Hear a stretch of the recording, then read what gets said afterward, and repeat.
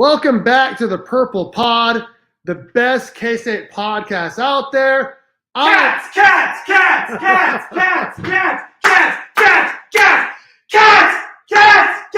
baby, cats! Woo!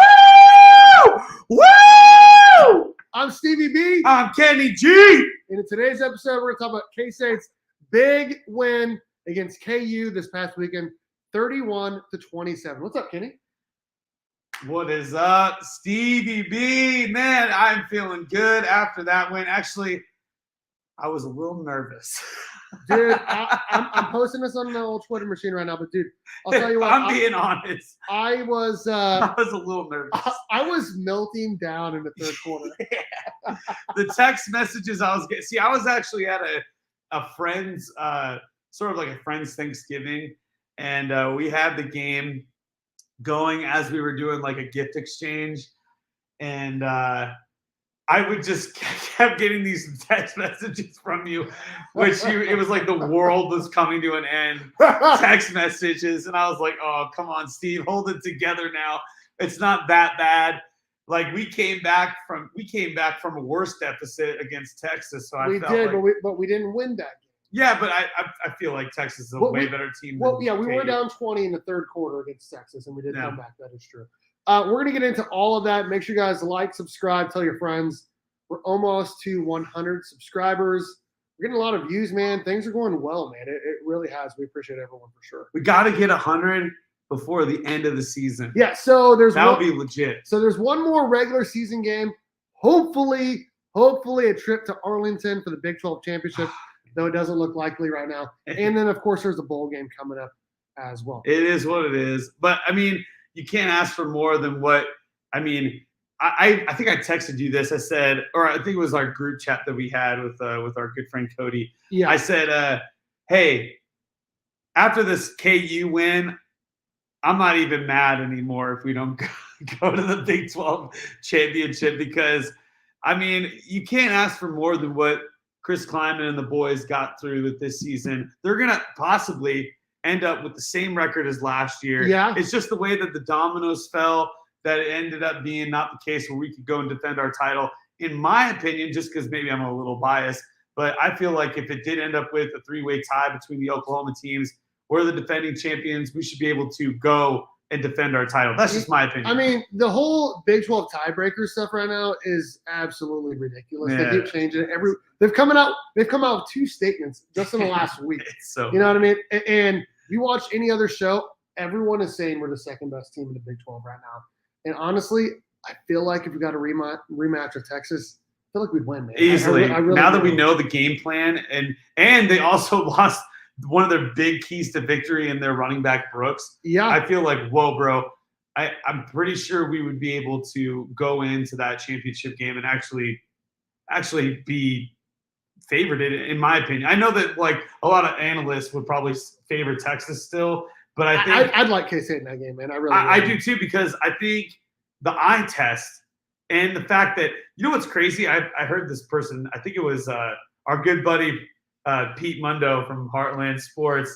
I don't know if I call him our good buddy. He ranked us 6th a couple weeks ago. Yeah, well, that really pissed me off. But he ranked us 2nd this time. He did. But I'm going to steal one of the things that he said, which was that Texas, because he's a betting man. I'm not a betting man, but he is a betting man. And he said that this whole season, Texas has only made the point spread one game. Oh, I believe it, man. They have not made the spread. But K-State has made the spread almost every game. I think Missouri and KU this past weekend are the only games that we were 7-2-1 going into this past weekend. So now we're 7-3-1. So 70% of the time we cover the spread. That's pretty good. That's amazing. And considering the best team in our league can't seem to cover the spread ever. I mean, if we got like, we'll talk about this game in terms of luck and unlucky and all that kind of stuff. But if we had any sort of luck prior to this week, like we'd be 11-0, 10-1. Right? Yeah, if the luck actually swung. Like seriously, like if we had chances against Missouri, against Texas, Oklahoma State. I feel like we're better than all of those teams. I really do. At least right now. Maybe not at the beginning of the season, but right now, I don't feel like there's a team playing better than K-State right now. And even though we only won by 4 this past weekend, I feel like we're playing some really, really good football right now. Oh yeah, I've said this to like a lot of people that I get in conversations with about this stuff, and was like, just look at the film, man. It just we just look better than most football teams. Eye test, right? Yeah. The eye test just shows that we are just a better football team. I mean, we're playing at such a high level. I mean, that's why, in my opinion, like, do I think we deserve to go to the Big 12? I think we would have the best chance of winning the game out of the other Oklahoma teams. I mean, I agree. You could say, oh, well, OU beat them already. It's like, well, Oklahoma's going to be without Gabriel. Exactly. Right now. They should have lost to BYU. And we'll talk about that here in a minute. They should have lost. Oklahoma State lost 45-3 to UCF. You know what I mean? Yeah. All of K-State's losses are by 1 score. So I definitely feel like K-State's or half a score. Like two of our losses came down to a field goal. Two of our losses literally came down to the last play of the game. Yeah. That's insane. And then the other one was against Oklahoma State, and that came down to the last drive of the game. Yeah. All right, where nothing was going our way that game. Right. Yeah. All right, so we've kind of touched on a lot of things here. We need to get into our thoughts on K-State versus KU yesterday. Back to back. I don't know how many times I'm going to say back to back. Times 15. A 15 Pete. A 15 Pete. K-State. Oh my God. 15 Peted against KU, man. How old were you 15 years ago when K-State lost? Well, that was 2008, right? Yeah, 2008. That was my senior year of high school. Yeah, I was a junior in college. And I remember being so mad we lost to them, and we've not lost since, man. It was to give credit to them, which I hate doing, but that was a really special team that they had that year, even though they didn't really do anything after that. Yeah, actually, I think it was a year before they went to the Orange Bowl, but the next year I think they went like 8-5 or something like that. But don't you just love the KU fans though? Well, you love to hate them because they are the big, like, there's this word that we use in the gaming community. I don't know if you're a part of that community, but I am. There's a word that we use, and it's when you lose a lot, but you like find reasons to be like okay with the loss. Moral victory. It's like a cope, is what they say. We're coping. My and the word that they use is KU has a bunch of copium that they're inhaling huffing. Yeah, they're huffing the copium because after the second that they lost the game, it's always like, well, we had more yards than they did. We have more yards, or we still have the series lead overall. They're going to say that until K-State breaks that record in 15 more years, man. It's so stupid. If you're going to count victories before like 1920, whatever. You know what I mean? Seriously. Before helmets were actually a part of the gear. It might as well have been rugby back then. You know what I'm saying? Yeah. Count those. And then, of course, we can't ignore the fact that the other copium thing that they use is, we'll see you in basketball season. They literally said it literally as soon as the game ended. That's what they said for sure. Okay, Kenny, I want to hear your thoughts. K-State winning 15 in a row, 15 peating against KU this last week. What were your thoughts on the game? It feels good to come out with the victory, but it doesn't feel good in how it happened. Historically, this is usually a dominant victory, and it usually comes out with K-State just pounding them right away. I mean, they did the first drive. They looked good. First drive, offense and defense looked good. Yeah, they scored on the first drive, and then the next drive for KU was 3-and-out. Right off the bat, we're like, oh, snap, here we go. Like, this is great. And then something happened, and I remember getting tons of text messages, not from you, but almost everybody that was watching it, friends of mine that weren't at the game, talking about how the K-State defense was not looking like it normally does on its games. And it was frustrating to watch from home. I can't imagine what it would have been like there, but things were just not going our way. It seemed like it seemed like I was telling Steve about this earlier before we started this thing, that there was a term that I didn't quite understand that Coach Kleiman. Shift trade motion. Shift trade motion. Yeah, he had mentioned this in the press conference. I was like, Coach Kleiman did. I was like, what? He's like, yeah, KU does a really good job of shift trade motion. I was like, I have no idea what even that means. But I'm not a coach for K-State or a coach for any team, so that's why I probably didn't know. But Steve informed me what that was. You want to, for the people who don't know that are listening, explain what shift trade motion is. Okay, so obviously they do a lot of motion before the snap, a lot of guys moving around. So the shifting is when, like, they're going to line up in one place, and then you yell shift, and everyone shifts another spot. So a lot of times KU would line up with their quarterback in a quarterback position and shotgun, and they'd yell shift. Everyone would move. The quarterback would go to receiver. The receiver would come to quarterback, and they'd run an option to one side. And then a lot of times what they do after that shifting is they'd motion another guy or shift another guy. Usually they're tight end, where he's on the one side of the line of scrimmage, and moving to the other side, and then they'd run. So then what they're doing is they're seeing if we're in man or zone, and they're moving everyone to one side, which is what they did on, I think, their third touchdown. They moved everyone to one side after they shifted 2 or 3 times, and then they ran an option to the side where there was no one there. There was no safety help, nothing. Yeah. And that's what he was talking about in terms of shift trade motion. Yeah, so that obviously, for whatever reason, and I don't know why, but that threw our defense for a loop in the first half of the game. And then also we have to point out that their running back Neal is really slippery. I mean, we couldn't make tackles. It was really uncharacteristic. I remember I haven't seen K-State defense play this bad since the very start of the season. Yeah, they did not look good, dude. I'll say that. Like, they gave up 4 touchdowns on 4 consecutive drives, and that's what caused me to just completely melt down. I'll be honest, man. I was one of those people, like, game's over when they went up 27-16. He was mauling. I was like, no. He was mauling. And then we come out, and then Will Howard throws what should have been, or could have been, I guess is a better way to say it, a pick 6, and their linebacker drops it. And then next play, Treshawn Ward, 50 yards. We come down, DJ Giddens scores.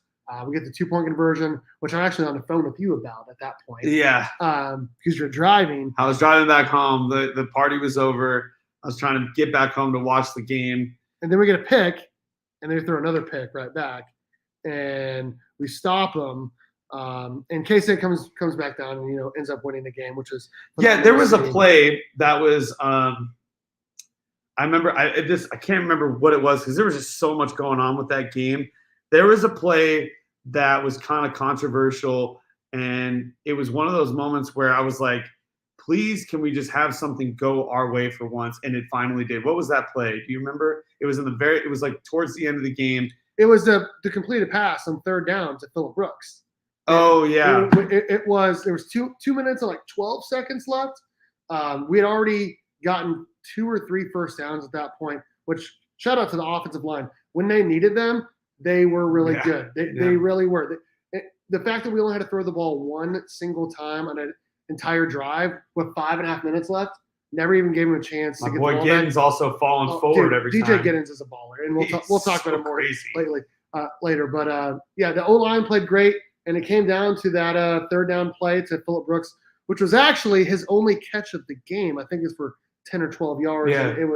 And it could have gone either way. It did look like he bobbled it a little bit. It was only because the guy was like hitting his arm, but he had already caught it. Yeah. And then his hands moved when he's already. That's right. That was the play. And so there was no way that they were going to like change whatever the call was initially. Yeah, that was a huge moment in the game because that allowed us to basically. It was like if that play ended up not being called a completed pass. Okay, you could have got the ball back and could have came down to 1 again. They could have. Exactly, and I was on the floor praying to the Lord above, please let something go our way for once. Please, Lord above, give us one call. One after that bullcrap. There was a couple bullcrap calls in the Texas game. The fumble for one. A lot of penalties here and there throughout the season. It finally felt like things were finally going. Ball placement in that game. Oh my God, he had a first down. Yeah, it was crazy, man. It was so the whole season kind of was riding on this one play going our way, and it was like it finally went our way. So I was like super pumped. But then it also was like you said, great to see the line executing their job.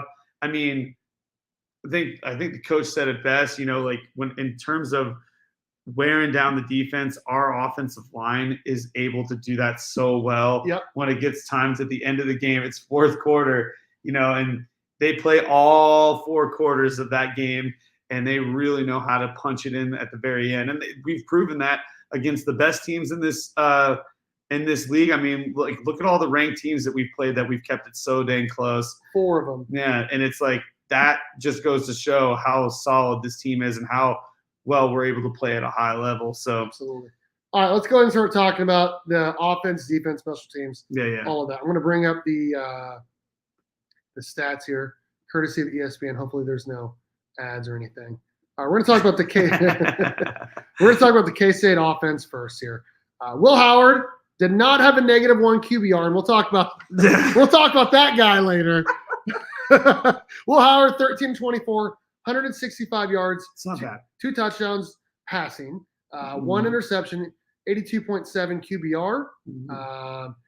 Rushing, DJ Giddens, the man from JC. He brought his tackle box with him, and he just went to work, man. Yeah, he is unbelievable. I think I remember telling you, as a person who is not like the flashiest runner in the world. No. He's not like blowing people out of the water, but he is the kind of guy that will just get the job done and do what he's supposed to do and get in. Like he doesn't have to be. He's just like the most. I feel like he's the most consistent offensive player now. It used to be Ben Sinnott, but now I feel like it's him now. Like I feel like he is. Yeah. He is really just. Which actually, did you hear Ben Sinnott's up for the Tight End of the Year award? No. Okay. Well, that's pretty legit. That was just announced today, so that's pretty cool. That is pretty legit. Okay, so DJ Giddens, 21 totes, 102 yards, a touchdown, along with 18 yards. They went to him early, went to him late. He was very good. Treshaun Ward, 7 carries for 63 yards, including a 52-yard. That's nice to see. Will Howard. 4 carries for 18 yards, including the game-winning 15-yard touchdown. So he ends the game with 3 total touchdowns, which is what you love to see from your all-time passing touchdown record holder, man, for sure. He was limping a little bit. He was after that long 15-yard run. He was. He's making me nervous. Receiving, your guy, Jace Brown, or I guess some people are calling him JC Brown. So we'll figure out what it's the best way to say it. Shout out to this guy from Florida. Unbelievable true freshman coming in out of nowhere. I mean, he was not a part of the starting line or even the backup lineup until about the Texas Tech game. And it makes you really wonder what we could have had if we would have just had him in the lineup the game before Texas Tech and the Missouri game. Like, what could have been? I mean, he's remember when I said at the beginning of the season that RJ Garcia was going to be the guy that was going to be catching the long ball? It's been Jace Brown. RJ Garcia is nowhere to be seen. He's still playing. He's still playing. But he's good blocking. But Jace Brown is the guy. Like, they dialed up the first play of the game. The first play of the game, 46 yards down the middle of insane. The green grass, or I guess the turf over. It was amazing to see that. So right from the jump, the very, very first snap of the game. And then they had that 3rd down play later where he ran like a zipper route, went in and then back out. They were running man, and it was perfect because he went outside and there was no one there. He got like a 30-yard catch there, which that should have been a freaking horse collar. Yeah. That's even Will Howard said that in his interview. How was that not He was like, I thought it was a horse. I was like, dude, that's what I said. That's what I said from my couch. That's what I said from my couch. He said it from the field. Shout out to Keegan Johnson, dude. Coming in clutch, getting that touchdown, and then of course our guy Ben Sinnott. We have to talk about him getting the first touchdown of the game. You know what's amazing? I said this out loud because it was the first touchdown. I said this out loud in front of like all the people. Like, how many times are we going to score this way? Where Ben Simmons right there in the middle of the end zone catches it from the deep part of the end zone. It happens like all the time. It happened in the Missouri game. It happened in the Baylor game. It happened in the Texas. I don't think in the Texas Tech game, but it happened in another game where Ben Simmons just sitting there in the end zone. Oklahoma State. It just every time he's like in the middle, just boom, catches it. And teams are they ever going to learn that he's just going to get the ball right smack dab in the middle of the end zone? So he is a junior who's going to be playing in the Senior Bowl, so he's definitely going pro. Hopefully he doesn't, but we'll see. He only needs one touchdown to break the season touchdown record for tight ends at K-State, but he's listed as a fullback. He's listed as whatever. But he needs one more to break the record. Yeah. And he only needs 60 more yards to break the record for receiving yards by a tight end in a single season. So he's definitely going to do that. He's going to go down as probably the best tight end ever play at K-State, which is crazy to think about because we've had some pretty good tight ends. And, I mean, again, to your point of him being selected potentially as the tight end of the year, tight end of the league or whatever is what you were saying. I mean, stats don't lie. He's been out of control this season. Just like I said earlier in the pod, I said that he was, in my opinion, the most consistent offensive player we had. Like he was like the sure target. He got injured. His backup Oakley came in, was taking all some the tight ends have played really well, honestly. Yeah. Swanson, Oakley, Sennett, obviously. And then since Sennett's been back from his injury or whatever it was that he got banged up on. Oh yeah, against TCU. I think it was against TCU. Yeah, it was one of those games that he got banged up on, and then ever since he came back, he's been right back on track. Like he hasn't even skipped a beat. So I mean, he looked pretty good doing that split jump after his touchdown. You know what I mean? He's definitely feeling good, man. This K-State offense played pretty darn well. Let's look at the total numbers here in terms of team stats. Let's take a look here. K-State had 331 total yards. They'd have the one turnover, but 20 first downs. You love to see it. Let's take a look over here. I'm going to zoom out just a little bit. Hopefully no ads play. Okay, good. It stopped. Okay, cool. K-State was 8 of 15. No, it didn't. K-State was 8 of 15 on third down, and didn't have to go for it on fourth down, which is nice to see because I feel like we've done it a lot. 331 total yards, 165 passing, rushing 166. That is the perfect 50-50 balance, man. You cannot draw it up any better than that for sure. 2 penalties for only 30 yards, and again, only 1 turnover. We did lose the time of possession battle, but as long as you win the game, that's all that matters. So. Yeah, well, I mean, when you come out of the game, you throw a bomb and then just score like couple plays after that. I mean, KU also went and did it was 6 plays, and they scored a touchdown pretty easily. So yeah. I mean, it was a really close game, and I mean, hats off to KU.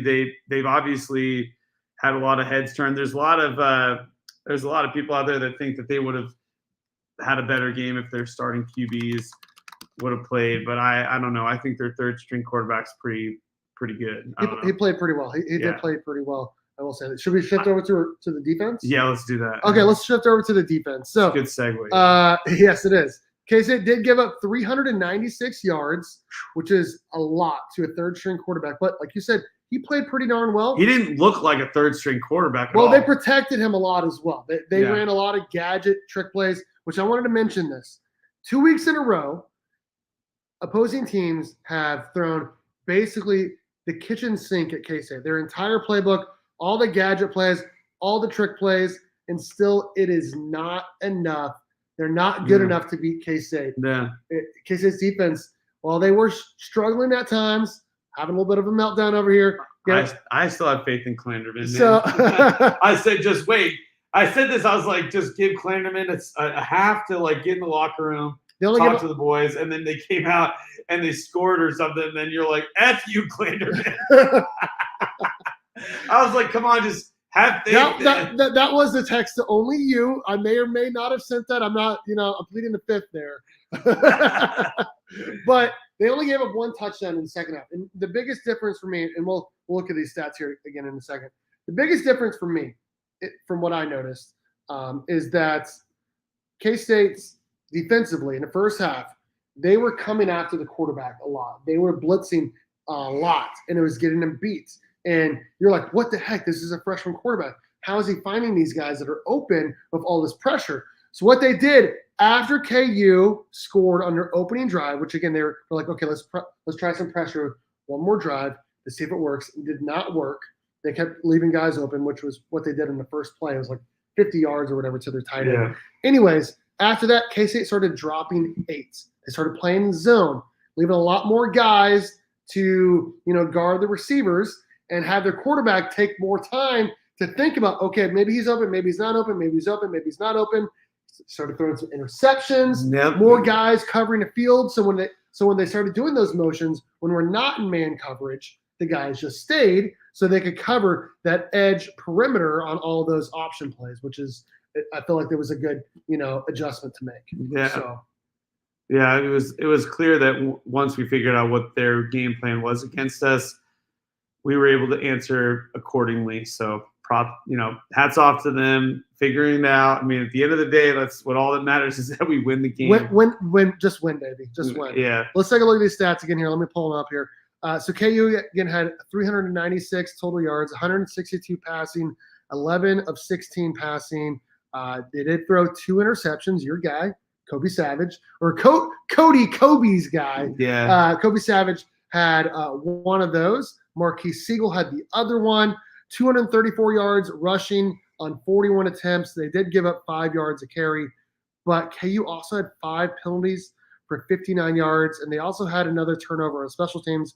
We'll talk about special teams in a minute. They did win the possession battle 33 minutes to basically 27 minutes. K-State defense did not look the best at times, but it was good enough to win the game, like you talked about. Let's see here. Brendan Mott at defensive end and a couple safeties and a linebacker all tied for the total lead in tackles with 5. We got a TFL from BJ Payne. Austin and Machine Moore had a couple TFLs. I think one of those was a sack. I guess they don't mark it as a sack, but it felt like it was a sack. There was one actually where it hit the quarterback pretty good, which was nice to see. Mm-hmm. Bo Palmer played pretty well, a freshman linebacker. Had a sack, TFL. He also had a pass defended. And again, we'll look at these interceptions here, one by Siegel to win the game, and then Kobe Savage as well. Your thoughts on some of these defensive players, how they played? It felt like at times K-State was not tackling the best, but KU's got some solid running backs that are going to break a ton of tackles. So, yeah, I remember after Siegel caught that interception, I think you and I both sent the same text. He caught it! He caught it! He can catch. He can catch a ball. This is crazy because Siegel's always been like that guy that can really just, he really knows how to tackle well, and he can like really come down and really defend well against the run. But in terms of like catching passes, even some that are like quite literally right on the numbers, right, will just go right out of his hand. Right. So for him to actually do this jump catch right in the end zone, that was so awesome and basically end the game. I mean, wasn't that 4th down for them? Yes, it was. It was down. So the quarterback was trying to make a play. I get it, but Siegel was there, man. Like he was running that zone, and he had his eyes at the quarterback, which is what you want. That's how you're going to get more interceptions. Yeah. So either an interception or knocking it down would have been fine, or just an incomplete pass would have turned the game over anyway. But you just love to see the guy actually proving that he does have some hands. So that was nice. I think overall you could definitely feel the lack of the presence from Jake Clifton. I agree with that. That is really tough. What's amazing is the KU always they're huffing that copium about, we had our 3rd string quarterback, blah blah blah. It's like, well, hey, we're missing 2 of our starting linebackers for this whole season. Like that is obviously 3 and a 2 deep, and we've battled injuries at quarterback for years. Yeah. How many years in a row did Skylar Thompson get hurt? Exactly. You know what I mean? Exactly. I don't want to hear anything about injuries. It happens. This is a physical game like this. And part of being a good football program is being able to slot people in when there's injuries that happen in the game. You saw what happened with Texas Longhorns. They were able to their number one running back got out, and they brought in a freshman, and it looked like they were the same team. Like nothing changed. Yep, I agree. So it's all about being able to build a program. It's like, yeah, of course, a superstar quarterback is going to be a superstar, but look what happened last year with K-State. We had Martinez go out, we had Will Howard go in, and he wins the Big 12 championship. So it's like, yeah, we could have been saying this whole time. We did it with their backup quarterback, which is what they've always been saying, because Jason Bean is technically their backup, and now they're playing Ballard, their third string. But all those guys are capable, honestly. Yeah. They've all been capable. Yeah, exactly. And they had. I'll give it to their offensive coordinator. He dialed up a great game plan to beat K-State. But again, like I said earlier, teams have been throwing the whole kitchen sink at K-State. Trick plays, motions, shift trade motions. Yeah, still not enough. Not enough, baby. They drew up a whole entire scheme and all this stuff to beat K-State. But I think they forgot that it was beat KU week, not beat K-State week. It was beat KU week. I think they forgot. They didn't get the memo for that. I mean, you and I, we both got the scripts, the college football scripts, right? And the script said K-State was going to 15 Pete. Yeah. It did say that right there. It said it was going to be closer than other years, and it was. It did say that. It did say that. But at the end of the day, it said K-State was going to 15 Pete, which is what they did. So, and I want to talk about one other thing before we get into our players of the game. All right. So last week, we had our troll of the week being Sean Snyder.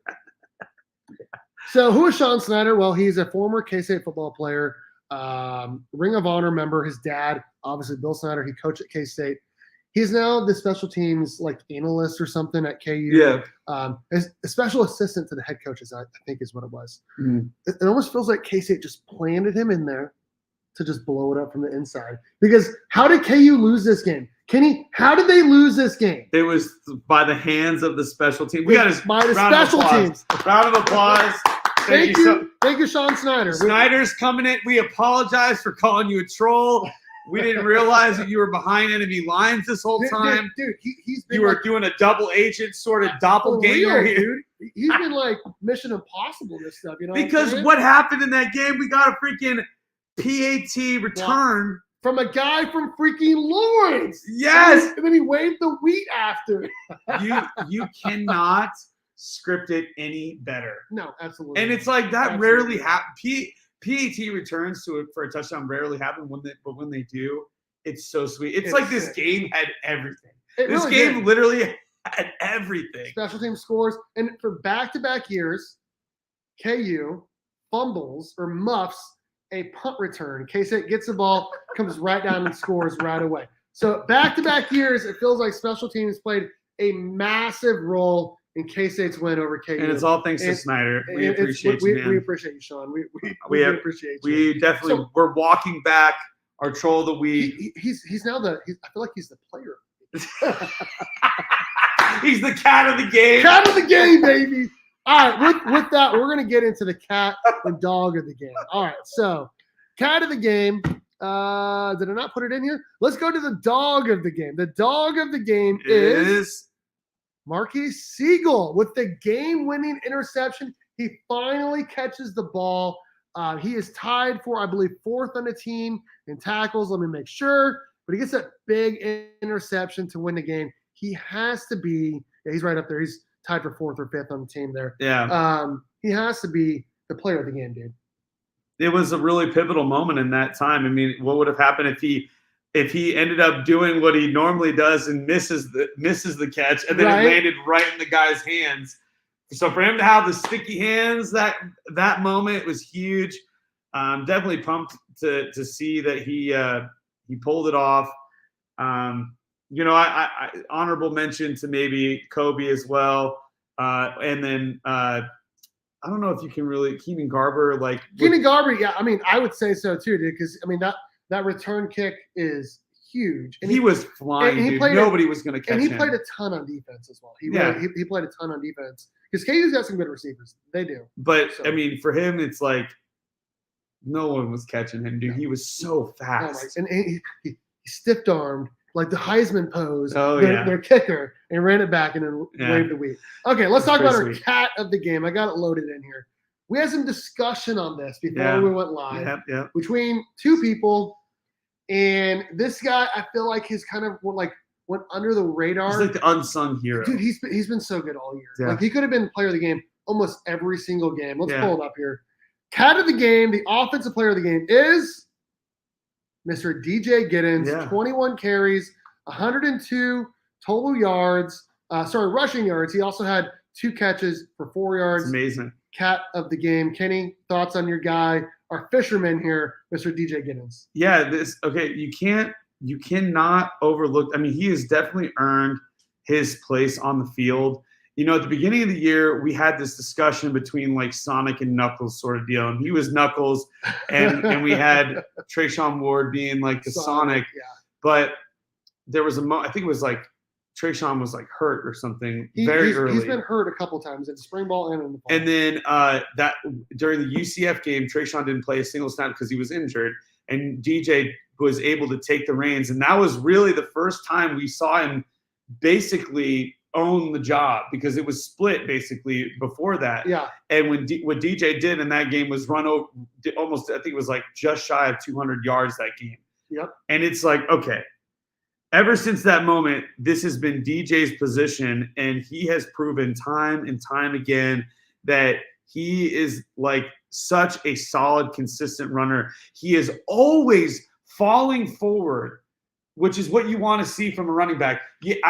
Nothing hurts me more than seeing a running back get blown up and then like go back like 3 yards or whatever. Right. This guy, he makes contact and he like falls forward like 4 more yards. He does. And it's like, that is the kind of player you want, especially for this type of K-State offense. That's how you can make teams honest in terms of like when we want to pass it, is because we got a runner that can literally just get 6 yards. Yeah. 6 yards on you every play if we wanted to, because we have the offensive line, and then DJ is such a hard runner. He's going to break so many tackles, man. And let's not forget, he is only a sophomore. He's only, 19, 20 years old? Yeah, so they were asking him after the game, they're like, how was the locker room celebrating? He goes, yeah, it was turns. I was getting turned. I love DJ Giddens. Dude, he is so humble. He's such a quiet guy. But, man, when he's on the field, he just looks like he blows people up, man. He does. What a stud. I can't wait to see what this guy has. I think next season is probably going to be his breakout season. Coming out show, yeah. What's super cool is that next year is going to, if everybody, the main running backs stay in their position, Ollie Gordon and DJ Giddens are going to be fighting for the best running back in the Big 12 for sure. I agree. Because they're both sophomores. Yeah. And they're both incredible, and they run sort of the same. But I mean, dude, it's going to be great having Thunder and Lightning with him and Avery in the backfield. Good luck, dude. Good luck, man. Yikes. Those QB options are going to be. Oh, yeah. There's no good. If you're on the defense. QB read all day, dude. QB read all day. If you're the defense, I don't know which one I'm going to go with, because they're both going to be. And Avery's an Elite 11 QB. Like he can throw it, dude. He can freaking throw it. Yeah, it's going to be wild. Okay, let's talk about our troll of the week. So there was we couldn't pick the whole. There was a whole spectrum of people and KU fans to pick, but there was one in particular that has to be the troll of the week. Yeah, this guy, Bry Strick. We're putting you on blast, Bry. Listen to this. Is his name Bry? Oh, it's Bryson. Bryson. Yeah. So I'm going to pull this up really quickly here. He is the troll of the week. I'm going to share screen this. And someone, I don't know who it was. Someone they screencasted the Twitter Spaces of it. Of course, Mike Vernon is in there. Of course, that guy's in there. But let me put this full screen. Listen to what this guy says. Are you guys ready? Here we go.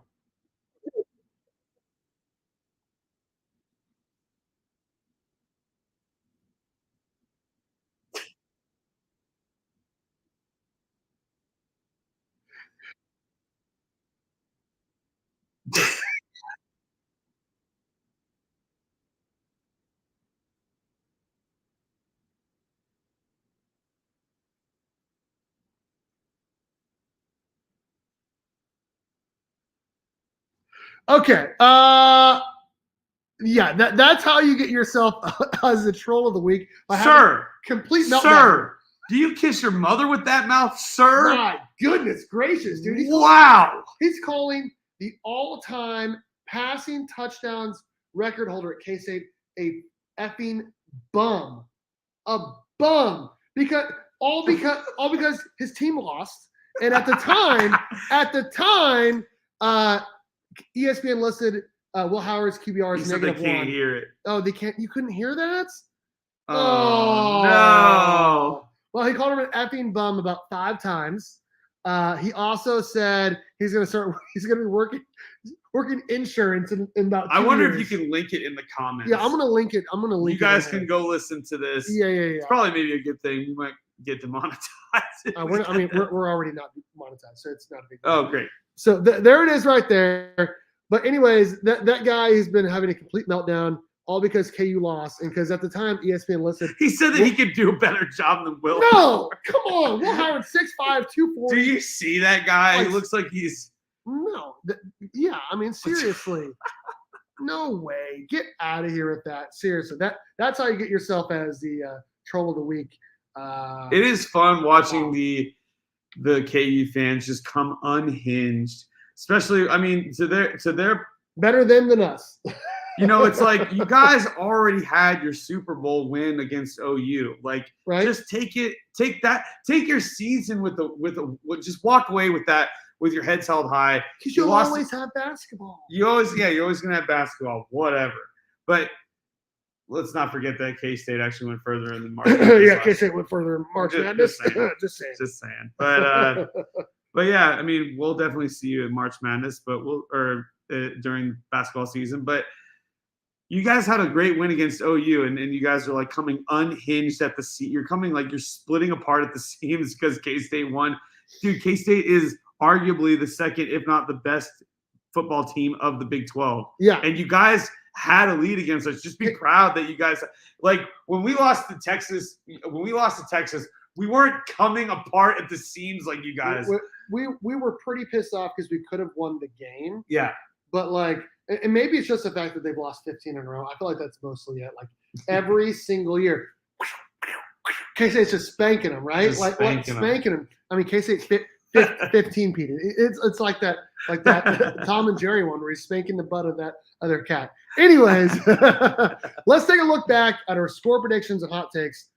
Cody texted me. He had his prediction: K-State winning 45-3. Both you and I said, no way. There's no way that's going to happen. No.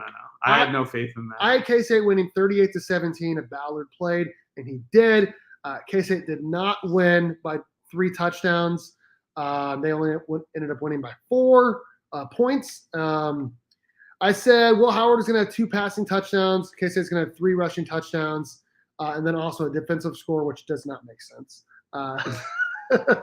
Also, for the first time all season, K-State scored less than 38 points and still won the game, which is what you like to see. K-State won 31-27. Kenny, what was your score prediction and hot takes? My score prediction, I think it was like 41-21, with 2 interceptions by Kobe Savage. I said that Will Howard was going to actually break the season touchdown record that game. He only needed 4. I believe you kind of prices righted me with 2, and then getting out of it. Go second on prices right. You prices righted me with 2, and then which ended up happening. He got 2. But so kudos. I mean, either way, we got the win. We can now say, before we were like, as long as K-State scores 38 points, they're guaranteed to win because they're undefeated when they score 38 or more. Now we could say 31, and that is quite literally the highest we could possibly go because the Texas game we scored 30 and lost. Yeah. So we know that it's Missouri, 31, and Missouri was 27. And then Oklahoma State was 21. Yeah. So every time we score 31 or more, we win. So far we're undefeated from 31, and also.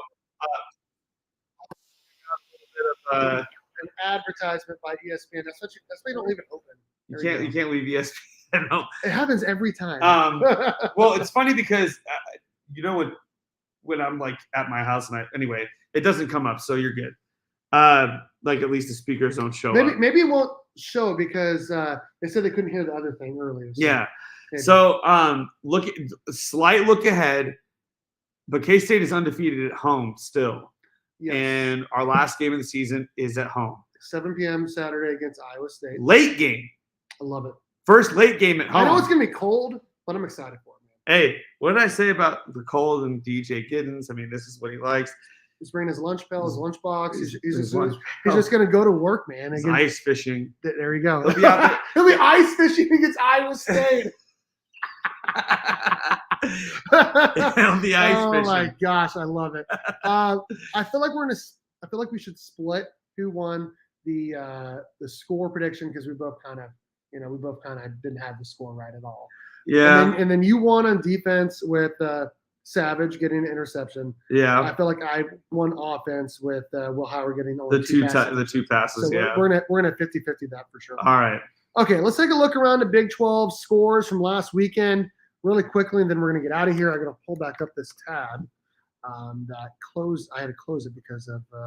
We will do another show later this week talking about the last game of the season. Well, against Iowa State. Yeah. The last game of the regular season, I should say. And we'll probably even mention some things about basketball. Well, I was gonna say about like tiebreakers, bowl games, and all that other stuff. Actually, should we talk about that? No, we'll talk about that after the scores here. So let's pull it up here. Look around the Big 12. We both had K-State winning by 3 touchdowns. We won by 4 points. No upsets. No. I did pick Iowa State to win, and they lost by 10. Mm-hmm. Did you pick Iowa State as well? I don't think so. Okay, you probably picked. Okay, both of us picked Oklahoma to win. Yeah. Big, and they should have lost, man. They really should have lost. It was shocking. The BYU, I was texting you this because I was watching the game pretty closely.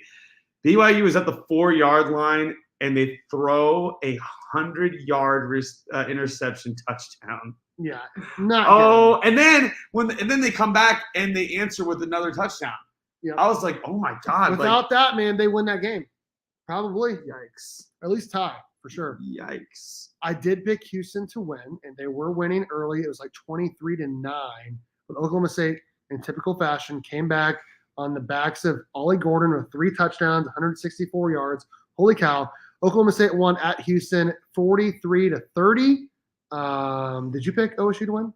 I did. I said at first, I was like, yeah, I'll go with Houston for the memes, but I definitely was like, no, Oklahoma State's winning this game. Right. They just decided, oh, wait, we should give it to the best running back in the league. Like halfway through the game. It's like they weren't doing that before. Why were they not doing it before? I have no idea. I have no idea why they weren't doing that. Yeah, for sure. We both picked West Virginia, of course. Cincinnati sucks. Yeah, they're horrible. West Virginia won by 3 touchdowns. I'm sure we picked that as well. This was a shocking. We both picked Baylor and TCU to be low scoring. It was. I mean, one of them scored low. That's true. We went back and forth on who should win between UCF and Texas Tech. I picked Texas Tech because they were at home, and they had their second-string quarterback back. You picked UCF. Yeah. Came down to the wire. Texas Tech won by 1 point. Yeah, and it was really in the hands of UCF. I mean, they could have won that game. I feel like they really could have. Honestly, it was I'm actually excited for this UCF team. I think amongst the new football teams, I think in order of like what is impressive to what is not impressive, I would say UCF is the most impressive, followed by Houston, then BYU, and then Cincinnati. See, I'd go UCF, BYU, Houston, Cincinnati. Really? Yeah. Because BYU. They put up a game against Texas and they put up a game against Oklahoma State. That's why I'm saying that. But also BYU beat Texas Tech. UCF did not. They almost beat Oklahoma. I feel like both BYU and UCF are more equipped to get more competitive in the Big 12 sooner because UCF has got a ton of speed and athleticism, and BYU they're going to attract all those older dudes to come play for them. So I feel like those two programs are probably the best of the 4. So. Right. Okay, we're going to talk about one more thing here, and then we're going to get out of here. So, Big 12 released their tiebreakers last week and basically said K-State, Oklahoma State, and OU, if they're all tied, K-State would not go to Arlington, which before that, it looked like K-State would. Yeah. But now it looks like Oklahoma State. If everyone wins, it'll be Oklahoma State versus Texas. Now, here's basically what needs to happen for K-State to get to Arlington. We need one of two things to happen. Either A, Texas loses. That's one thing. The Texas Tech on Friday, which would mean a 4-team tie for first place. And I believe K-State should win all the tiebreakers because they're 2-0 against KU and Iowa State. And the only other teams that are the same like that are Texas. That's it. It would be Texas versus Kansas or K-State. Yes, because we're the only two teams that are 2-0 against those two teams. And both Oklahoma lost to KU, Oklahoma State lost to Iowa State. So we're going to have common opponents. It'd be K-State versus Texas. Now, here's the other way K-State can get to Arlington. Because K-State has the same record as Oklahoma and Oklahoma State, if there was only a 2-team tie, K-State would lose because K-State lost a head-to-head to Oklahoma State, and then Oklahoma beat Texas, so they'd have the higher-ranked win. So K-State would need either, like I said, Texas to lose, or Oklahoma State and Oklahoma to lose this weekend as well. Right. So it's not looking likely because I think all 3 of those teams have home games this weekend. What would you do? Let me pull it up just to make sure here. Go ahead. What would you do if you were the athletic director for K-State and you ended up with this 3-way tie? I mean, it's been talked to death by like literally everybody in the Big 12. I mean, I would seek at least outside counsel to see what they'd say. But I also don't think K-State wants to ruffle the feathers. Why not? We're the only ones staying other than Oklahoma State. Well, and that's the thing. I think they're like, well, Oklahoma State beat you, so how can you be that upset, you know? But it's not about who beat you. It's about the rules that they had in place before Yeah, the no, season started. I agree. And it feels like they keep changing. And we keep rolling over and like taking it up the ass every time. Every time like we get the rules changed, like it seems like we have no backbone. But for whatever reason, and it's amazing because the guy that made the announcement about the rule change, like he's from Oklahoma State University. Isn't that convenient? I did not know that. Yeah. Oh, okay. Well, that's yeah. Okay, so Oklahoma hosts TCU. Now, if they're without Gabriel, TCU's got a chance. But TCU's still not very good. TCU is one of the worst teams in the Big 12. But they just beat Baylor by 3 touchdowns. But Baylor is the worst team in the Big 12. Texas hosts Texas Tech. That could be a close game, but Texas is pretty good. And then we host Iowa State, and then BYU plays at Oklahoma State. I feel like that game. I feel like it's more likely if they were playing at BYU, I would have more faith. So I feel like it's more likely both Oklahoma and Oklahoma State lose than Texas loses. Because if you look at the opponents, I mean, if Oklahoma's without their starting quarterback, TCU can play with them, right? And this is like BYU. I mean, Oklahoma State plays like everyone. Like they've hardly beat anyone really badly. So. Okay, so if I'm just like, if I had no idea about football and tiebreakers or anything like that, and I'm just looking at the chances of one team upsetting or having 2 teams get upset, I think having one team get upset is a higher likelihood than 2 teams getting upset. Well, we're going to know by kickoff on Saturday of whether or not the game matters. When are these games starting? Because we know that we're starting at 7, so we have a really late game. We have the latest game. So Oklahoma and TCU play first on Friday morning at 11 o'clock. And then Texas Tech and Texas plays Friday night at 6:30. So we're going to know basically by 10 o'clock on Friday if we have a chance or not. Yeah. Yeah. So it kind of sucks. So it is what it is. I mean, it's kind of hard because you're like, as a K-State fan, man, you're just like, how can we be, according to so many analysts, the second most, like the second strongest team in the Big 12, have the same record as 2 other teams and not get in? It's like, my goodness, I really think the Big 12 dropped a huge ball here. I agree. It's like, and then people may, well, like, Oklahoma State, they beat you and they beat Oklahoma, and it's like they're not the second best team. They lost 45-3. 45-3. They also changed the rules for Oklahoma State, man. After they lost 45-3. My goodness. It's like right after they lost, they changed the rules. I don't get it, dude. It's like they didn't think that was going to happen because they thought Oklahoma State would win against UCF. But then the unthinkable happens. They get blown out by an incoming school. And by the way, they've had the easiest schedule. I think that has to be accounted for. Okay, so let's talk about this because they had KU, K-State, and Oklahoma all at home. All at home. Now, K-State had to play at Oklahoma State, at Texas, and at KU, and then in the non-con at Missouri. Yeah. 4 ranked opponents all on the road for K-State. K-State has a top 10 schedule this year.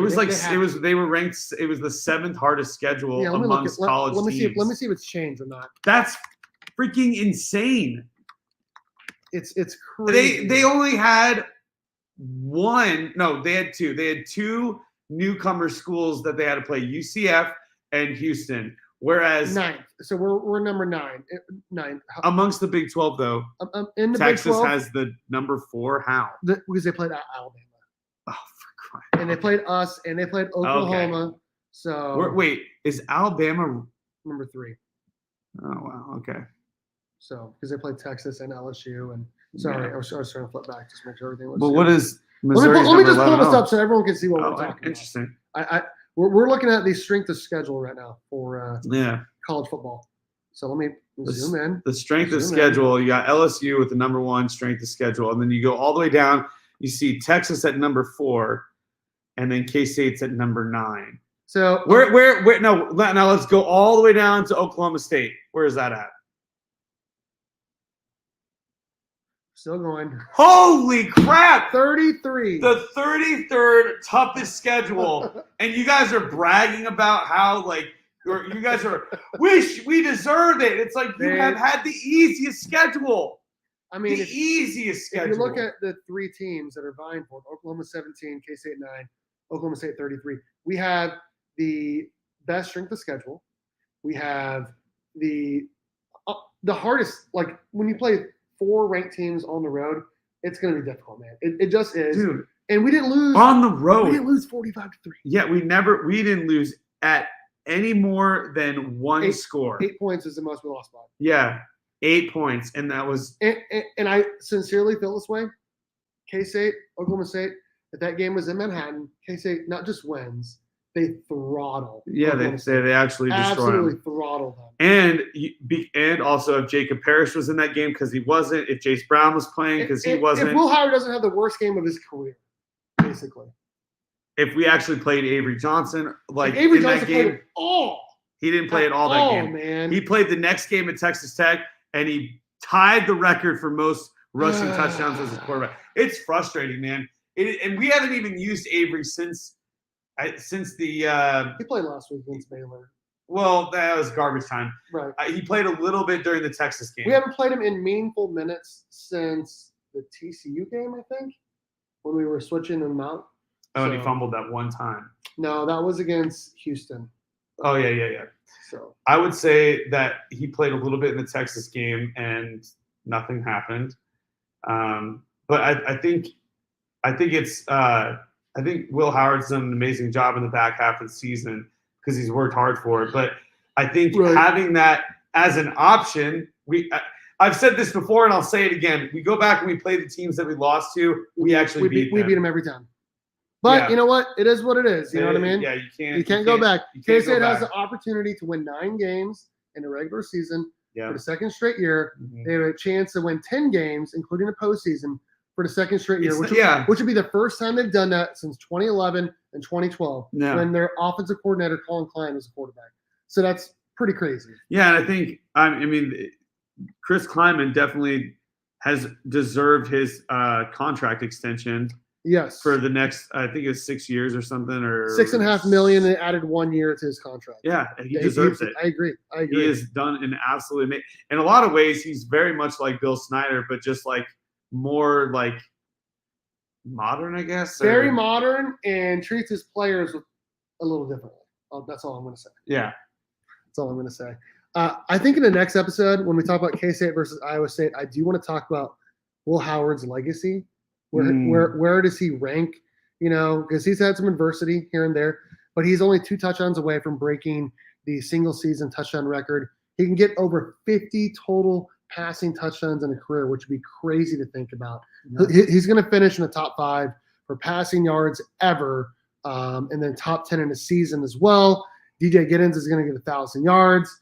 Ben Sinnot's going to break the record for touchdowns and yards as well. DJ Giddens is currently right now already over 1,000 yards with combined receiving and rushing. Right, but with rushing, he's very close. He's at like 900 or something. He's very, very close. Let me look. I keep pushing the wrong thing here. Whereas you got like guys like Ollie Gordon that are already there, but I mean that's basically their whole offense. So 961 yards is what he currently has. Yep.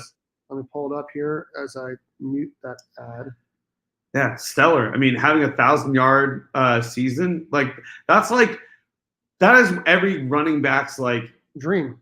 Basically, yeah, that's their goal is to get to that point. Now receiving, where is he at in receiving yards? Let me click on stats here. Hold on, it's not looking.